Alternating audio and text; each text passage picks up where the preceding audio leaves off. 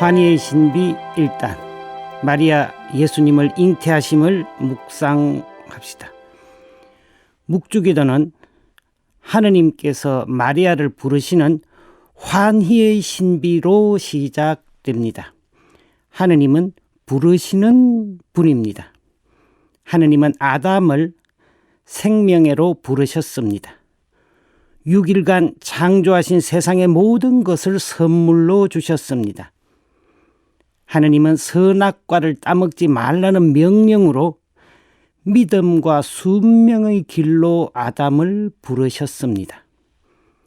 하느님은 협조자 하와를 통해 사랑과 일치의 길로 아담을 부르셨습니다.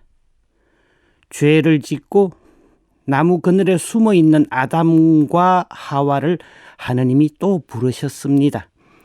아브라함을 부르시고 모세를 부르시고 예언자들을 부르셨습니다. 부르심의 때가 찾아 시골 처녀 마리아를 부르셨습니다.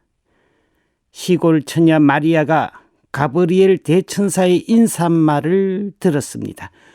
은총이 가득한 여인이여 기뻐하여라. 주님께서 너와 함께 계시다.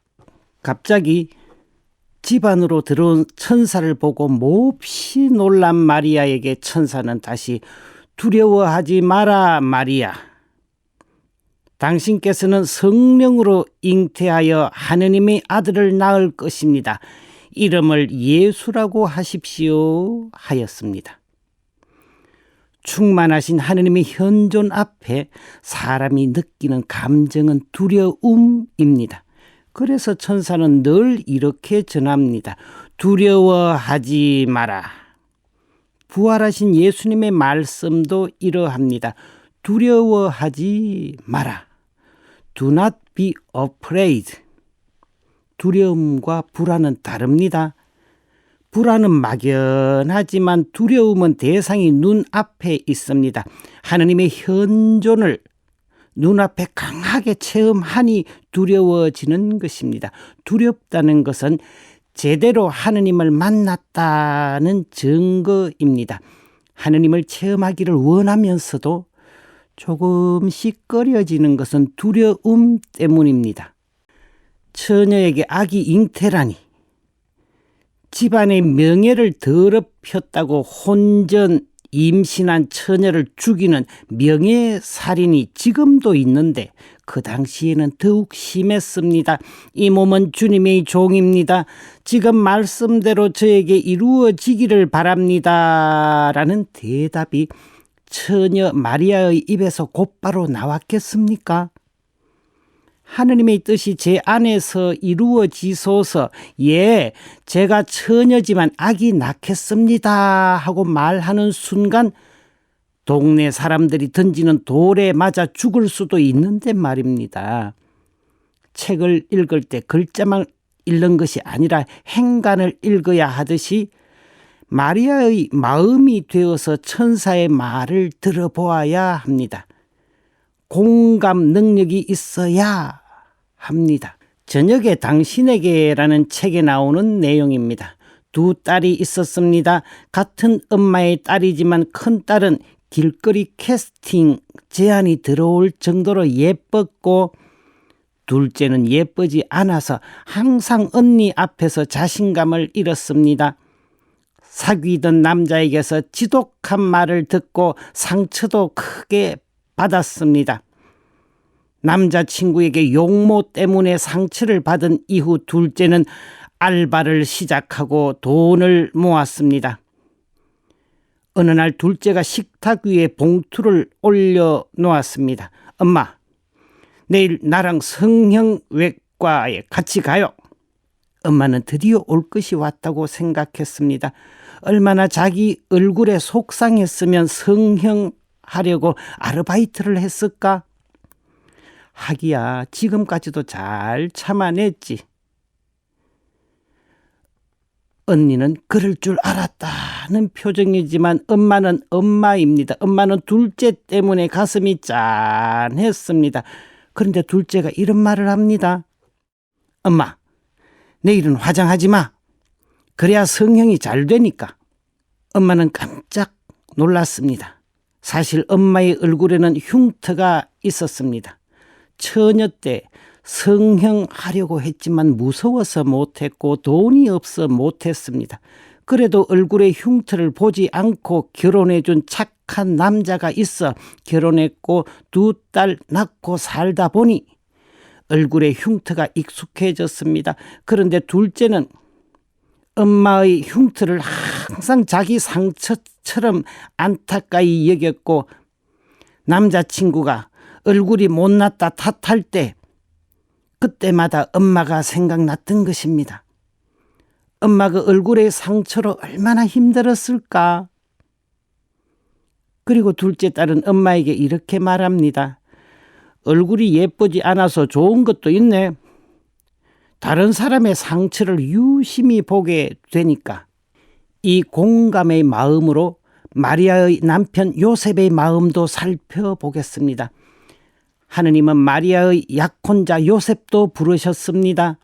천사를 시켜 두려워하지 말고 마리아를 아내로 맞아들이라고 전해줍니다.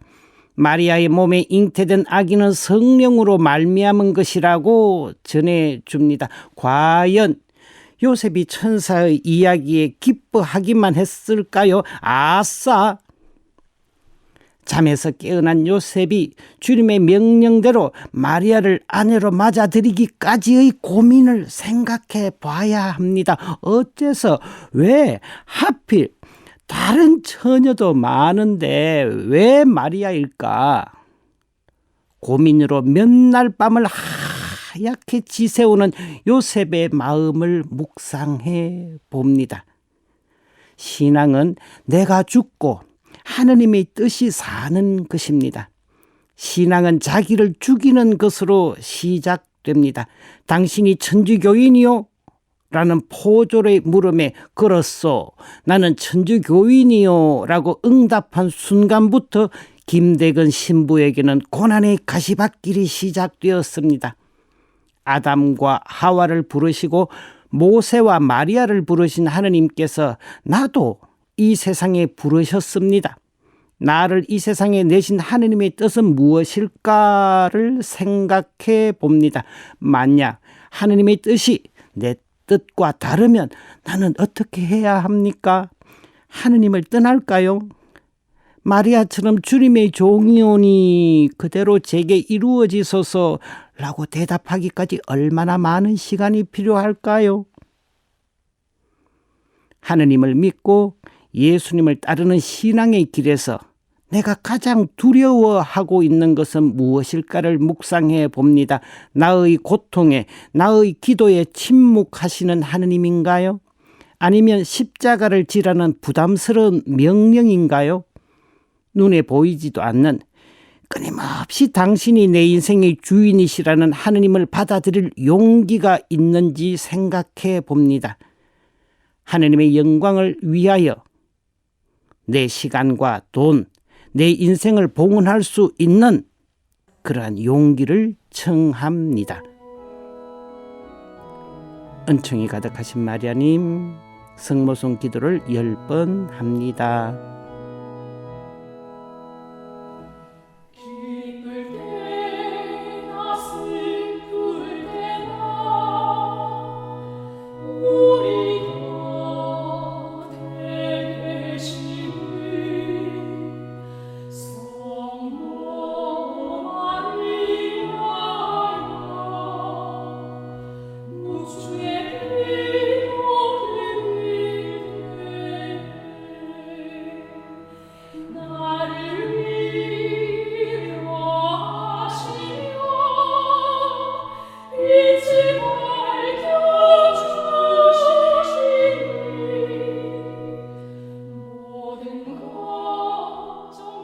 이 방송은 여러분의 거룩한 후원금으로 제작되었습니다.